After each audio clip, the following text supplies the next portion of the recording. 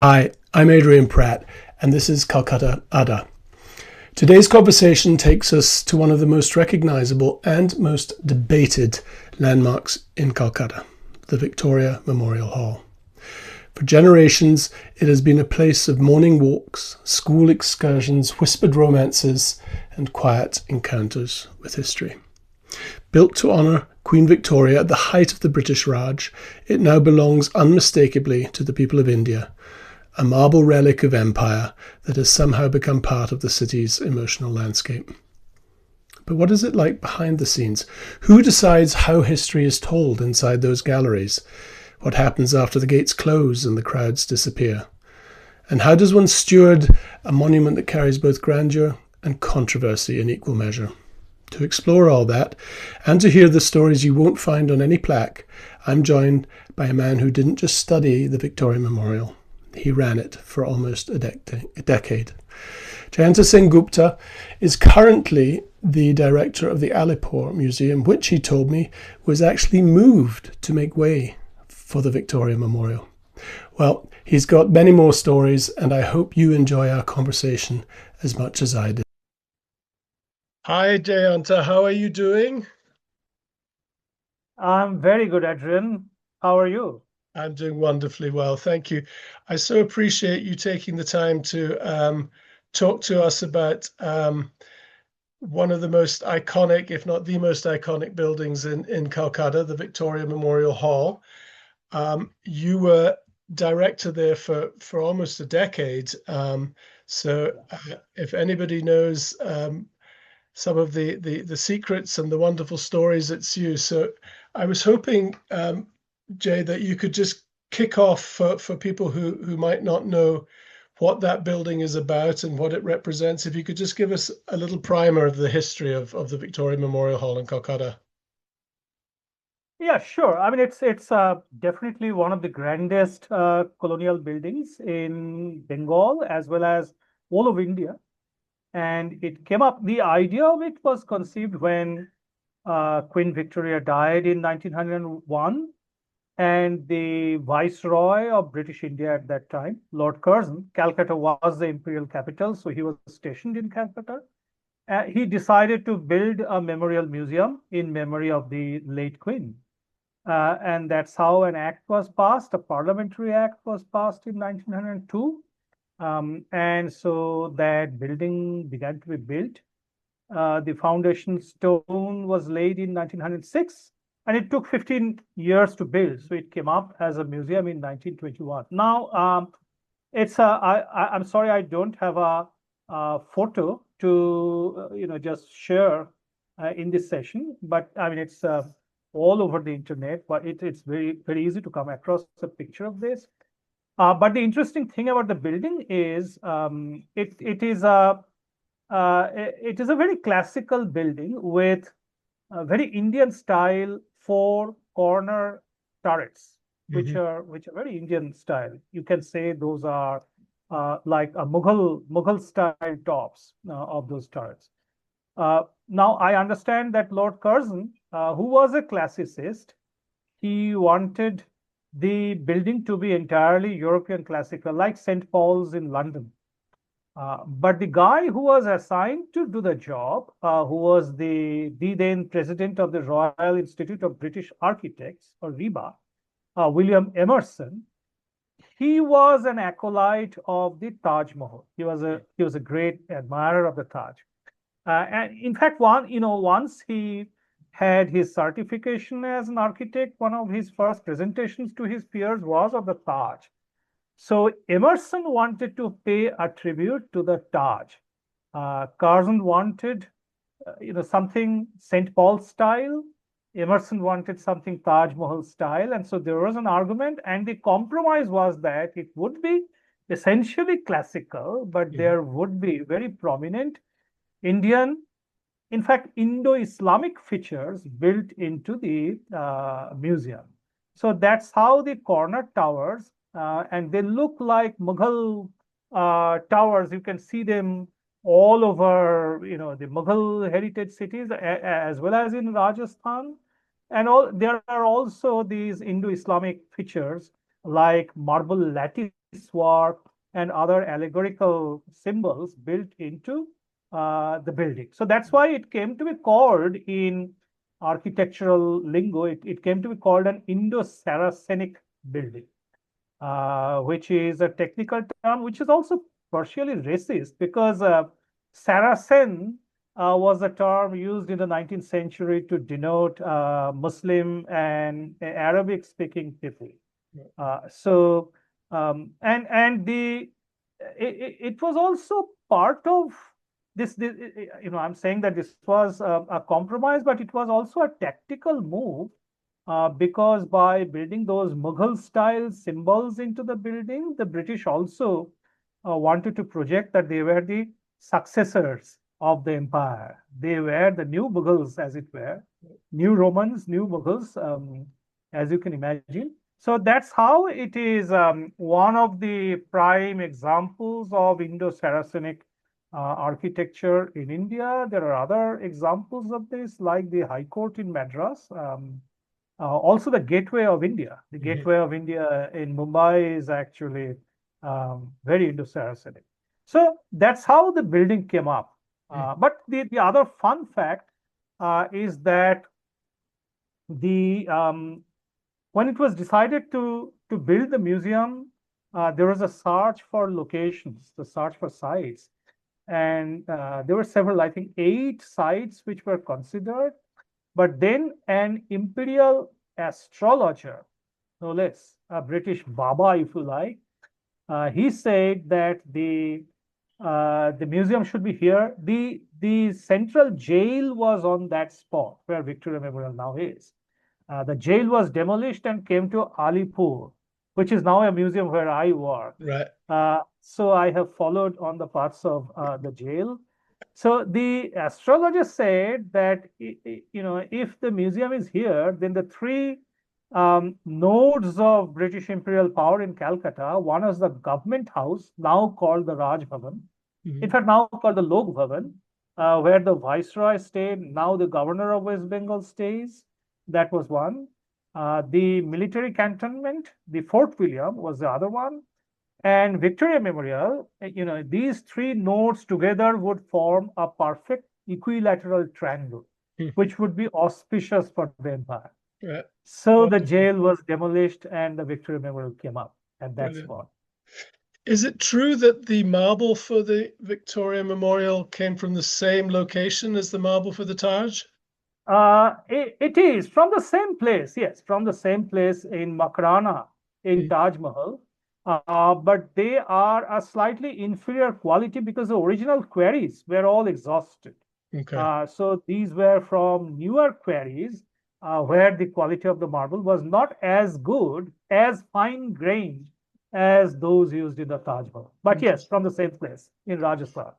So, one of the amazing things about the building is that whoever I talk to in Kolkata has a first memory of seeing it.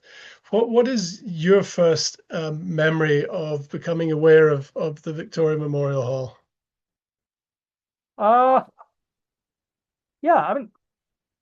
So I didn't grow up in Calcutta. So I grew up in a small town about 100 miles from Calcutta. I went to school there and came to Calcutta for my college onwards. So the occasional trips to Calcutta, roughly once a year or sometimes less frequent, were prized opportunities to see the Calcutta spots, including the Victoria Memorial. So my earliest memory would be, I don't remember the exact year or the exact details. And I was a small child, maybe probably 6 or 7. I remember being on the south side of Victoria Memorial after the trip. I was a child with zero interest in the museum. So I don't recall the collection, the displays at all, but I recall having these bhel puri, the iconic Calcutta street food on the south side with my parents and my cousins. Yeah. So that's my first memory. And that was probably sometime around 1969, 1970, somewhere around. But because you raised that question, I will tell you a story. It's not a story, it's a real event. My father-in-law, who passed away a few years ago, you know, he he used to tell this story till he died. He was a small child, just like my age for the earlier time.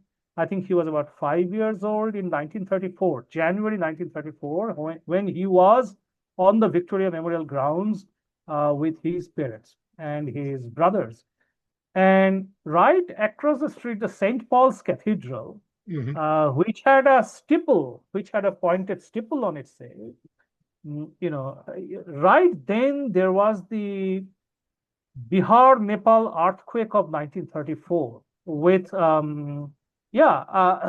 with a which I think came out around 8.3, 8.4 in the Richter scale. Huge devastations in Bihar and Nepal.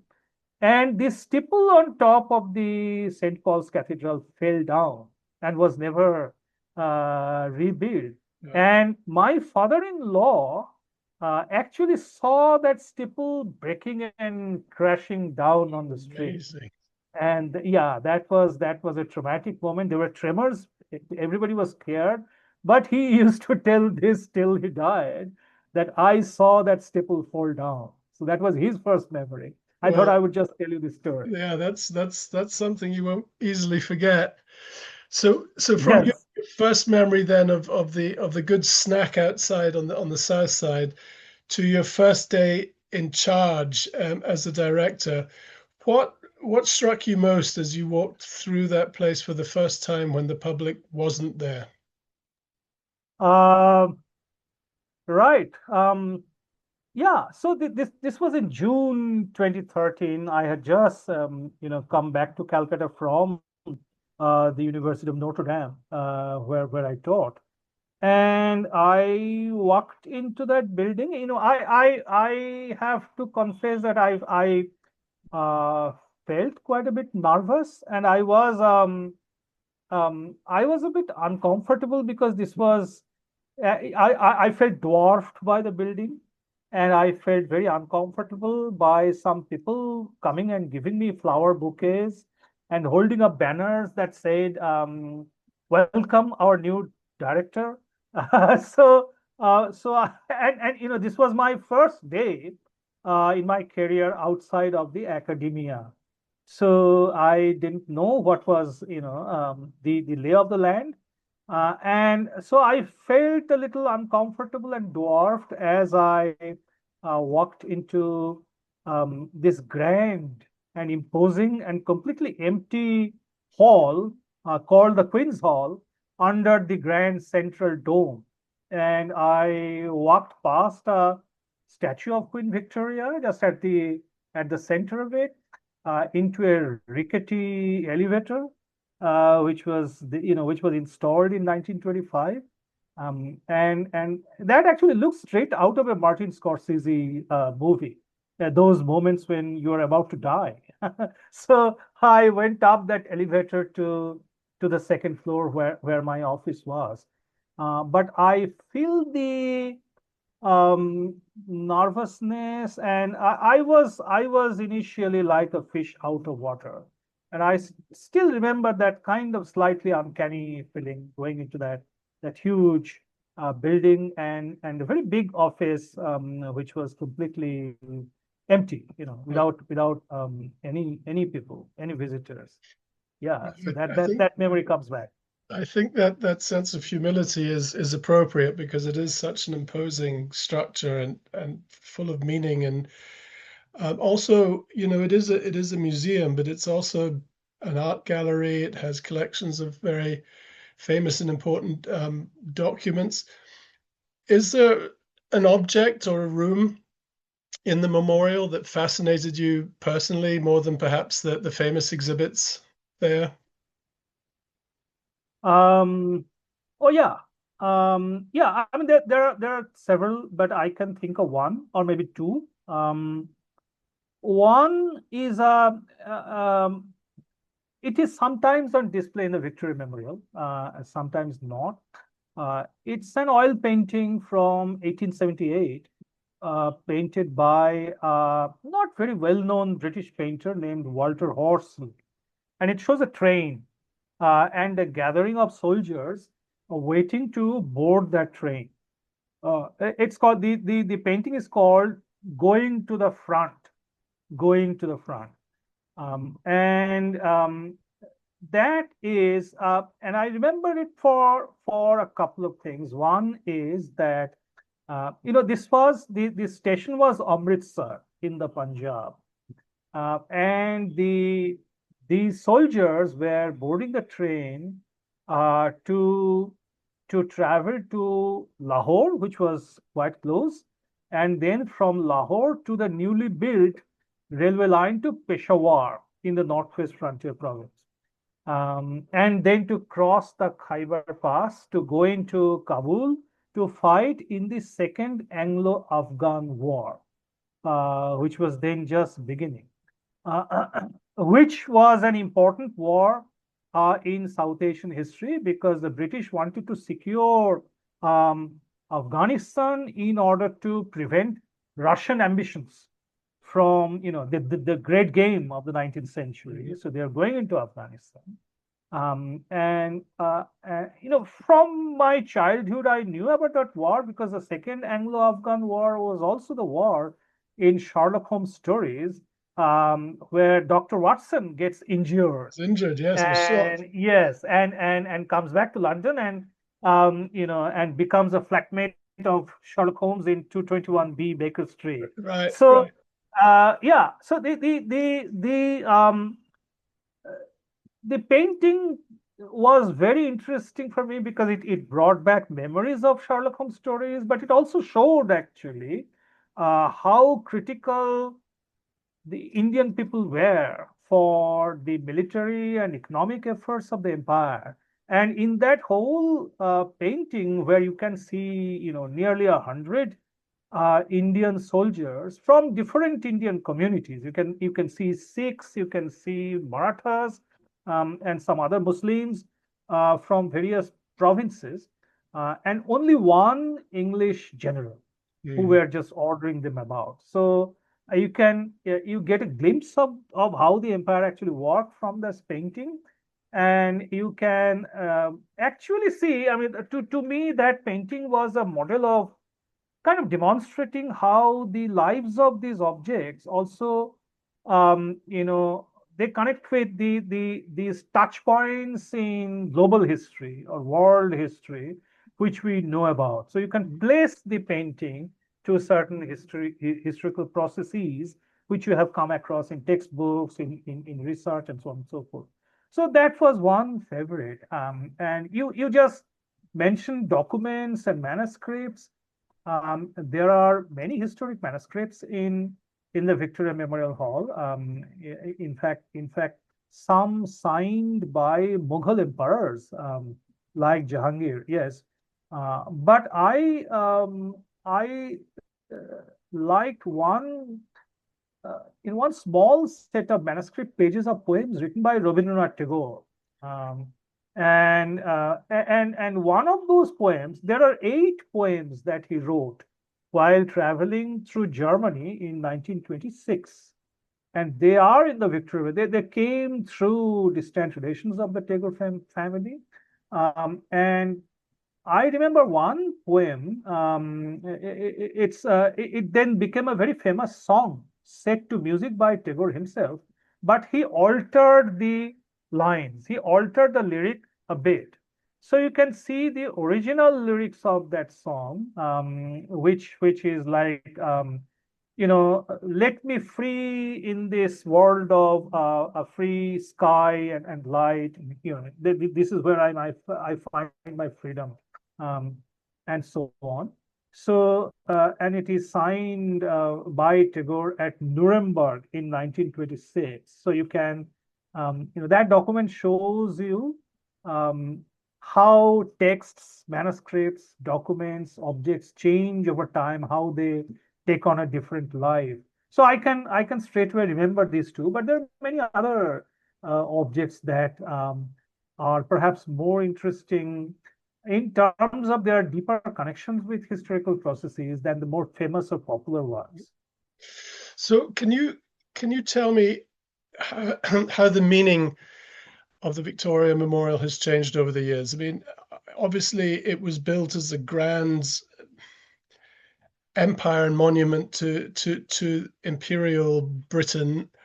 Now, obviously, it's complicated by some of the modern day reactions to empire and some of the more controversial things that the Brits did. And yet it still stands there. It's still called the Victoria Memorial, and it is, if I'm not wrong, beloved by the people of Calcutta as something that belongs to them now and doesn't necessarily represent what many may consider a stain on the history of India. Yeah, I mean that's a big question, and I think that's the key question to the changing lives of the Victoria Memorial as an institution. Yes, I mean when it was built back in the early 20th century, it was supposed to come up by 1910, but then there were problems with funding, and then the First World War broke out, so the completion of the building was delayed.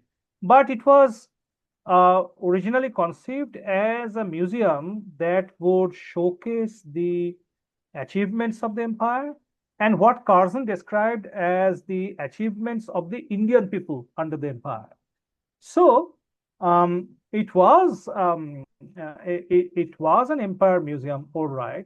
But quite interestingly, and as a historian, I'm always fascinated by the politics of the selection of objects, the optics of it, the projection that the ruling regime wants to give out, and so on and so forth.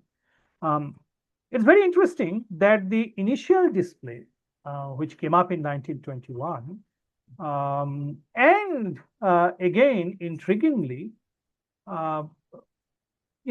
underwent relatively few changes till about the 1970s or even 1980s.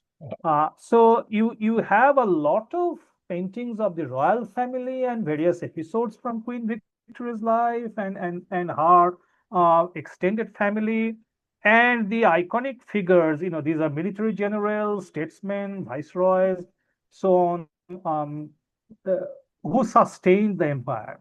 But along with them, and that's very curious, the British also reserved the space for those whom they considered to be good Indians. Who were these good Indians? Obviously, those who were friends and allies of the empire, like the Maharajas of princely India, who were allies of the empire, and some important Indian statesmen.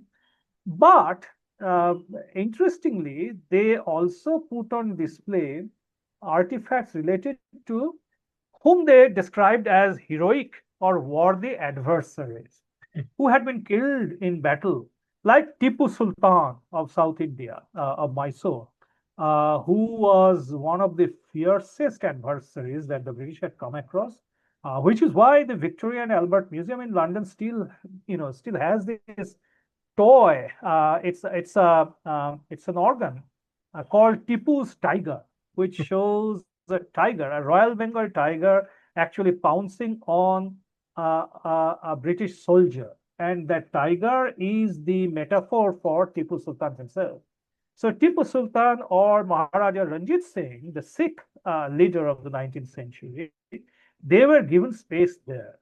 And side by side, they completely erased any memories of those whom they thought to be the most villainous of villains, like one warrior of the revolt of the mutiny of 1857, Nana Sahib, who was made responsible. I mean, I'm not going into the scholarly interpretations now, which has revised this theory, but who was thought to be responsible for a very infamous massacre of civilians, women and children, during a siege during the revolt of 1857.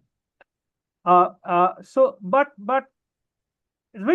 then in the post-colonial period, when the mandate is given to turn this into a People's Museum, whatever that means, you have space being carved out of the old display to make room for a new gallery of national heroes. It's called the National Leaders Gallery. But again, because this is uh, during the rule of the Indian National Congress, therefore the portraits which find their way into that National Leaders Gallery are essentially Gandhi and his followers, with a few exceptions. But it's the Congress narrative of nationalism which gets the prime, which occupies the prime real estate. Right. But then during my time in 2022, that National Leaders Gallery had to give way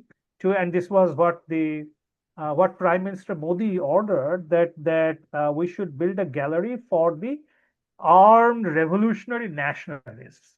In the colonial period, they were called revolutionary terrorists, and all historians call them terrorists because they struck terror in the minds of the British state. But maybe because of, in the aftermath of 9/11, it has become unfashionable to call them terrorists, and so the term revolutionary nationalists. So, and you can, as a historian, you can understand the sort of politics involved in this. You dismantle the Congress narrative of the freedom movement, the anti-colonial nationalist movement as well, and give space to armed revolutionaries, with a mandatory spot for the former revolutionary, later turned the apologist of the empire and apologist of Hindutva, called Veer Savarkar. Mhm. So yeah, I mean, I have seen the Victoria Memorial, and I have tried to. I have found myself in the middle of a tussle between competing. I have a mandate to decolonize the museums, but how do you decolonize? Well, on the one hand, you have something that Shashi Tharoor was calling for, which was to turn the Victoria Memorial as a museum to showcase only the worst atrocities of the British Empire. But we obviously couldn't do that because we didn't have the collection to interpret the museum in that way. On the other hand, there was also the vibes coming in from the central government to turn it into a kind of full what you call Swadeshi nationalist version, in which you sort of sanitize the Mughal influence. You, in a way, almost de-Mughalize your collection, and you know uh, and arrange your display in a way which propagates the theory of a nationalist movement, which is a kind of a very muscular nationalist interpretation of the freedom movement. So yes, a museum takes on new lives, and I think the museum people, directors, curators, they have to negotiate these changing narratives. They have to negotiate regime changes, because no state, and this is my experience, I can say this frankly because I am retired now, no state, whether colonial or post-colonial, are really very deeply invested into the artifacts themselves. They want to build a particular narrative, build some kind of optics from the arrangement. So, and the Victoria Memorial being the most popular, the most visited museum in that grand iconic building, and India's biggest modern history museum, is in the center of this. So this goes on. This Yeah, goes on. I remember when I first moved to Calcutta, there was this exhibition that you're talking about that was celebrating the independence movement. And I believe the central Yes. government at that time was really pushing to rename the Victoria Memorial after Netaji Bose. And Bose's family themselves came out and said, no, we can't rename this, and we can't pretend that the Brits weren't in India and that this history didn't happen. And they apparently said that they were not in favor of renaming it after Netaji. Yeah. Yes. In fact, when the Prime Minister came physically in 2021, and that was when we had to dismantle the exhibition of both colonial and Indian nationalist art that we had put up with much hard labor. We had to take them all down to put up essentially a facsimile exhibition on Netaji Subhash Chandra Bose. And before he came to inaugurate that exhibition, I was bombarded by the media with questions like, "Is the name going to change? Is the Victoria Memorial going to change?" And I just said, I answered only the few, the first phone calls. And I said, "I don't know. This is above my pay grade. I have no information about this." So yeah, somehow I don't know. I was very annoyed at the time, but I now think that probably people in Calcutta are very sensitive about, very protective about the name Victoria Memorial Hall. It may be at least partly due to their special history with the English language and with Anglophone culture. So there's a lot of Raj nostalgia. There's a lot of, you can say, the empire post memory, and so on. So yeah, I mean, this is it's a big question. I think it's a big question, and Bengal hasn't really explored this question with any seriousness. That why is it still called the Victoria Memorial Hall, and it's still located on an address that's still called 1 Queensway. There is no 2 Queensway. There's 1 Queen. Who's Queen? I don't know. I mean, contrast it with the US consulate, which used to be on Harrington Strait, but the left front government during the Vietnam War promptly renamed it Ho Chi Minh Ho Chi Saran. Minh. Yeah, so that's how the politics of nomenclature works. Right. But Absolutely. it didn't work in the case of the Victoria Memorial. Yes, and it suits the Bengalis all fine. So we could discuss this topic for many hours. We're sort of running a little short on time, so I'll get you off this sticky wicket and ask you about the gardens, the grounds. I mean, the Victoria Memorial Hall sits on, I think, 64 acres. The gardens are magnificent. They're always full of people from out of town or from young people, perhaps on a secret date. There's always people picnicking. I mean, it is a truly essential heart of Calcutta, no? Absolutely, absolutely. But in fact, when the museum was built back in 1921, there was virtually no garden. There were very, very few trees. And the idea was that people could see it from far away and could just, get awestruck by it. It was a kind of, and both the Raj Bhavan and the Victoria Memorial didn't have any gardens at all because their purpose was to shock and awe. That was the purpose. So the gardens are essentially a post-colonial thing. But they have shaped up very well. The Victoria Memorial currently has more than 3,000 trees, many water bodies, and a very vibrant ecosystem with birds, insects, and whatnot. In my time, tried to bring out a green book that didn't happen, but it is. And yes, it is. It's true that it is the favorite happy hunting ground for dating couples, people, lovers, and so on. And I personally think the Victoria Memorial's greatest contribution to history is its contribution to the diversification of the city's gene pool that it has done. Uh, and But yeah, but Calcutta has gone through a lot in the last 100 years. The nationalist movements of both armed and non-violent kinds, and partition, riots, refugee influx, and then ultra-left violence, and so on and so forth. But if you have to think of one constant, one space where you come to, just it's a safe space and an open space for conversations. So Victoria Memorial Garden is that kind of space. I think it's broadly similar to what the Central Park is to New York, or the Hyde Park is to London. Maybe not in that kind of an iconic way, but it serves the same purpose. So yes, the gardens are critically important. And they're also used for public performances of various kinds. I remember there was projections up Oh, against the yes. actual facade of the building. There've been Yes. plays, Yes. there've been concerts. Absolutely. What's the most memorable public scene you ever witnessed on the grounds in that nature? Um, um, Public scene. Um,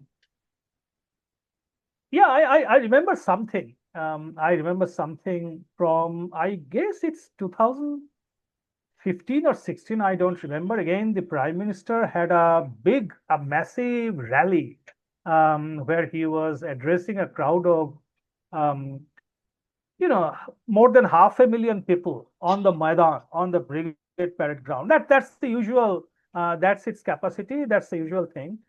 So at the end of the rally, suddenly I remember, and the Victoria Memorial didn't have a tall perimeter fencing back then. It had a short, 2 feet high balustrade kind of perimeter.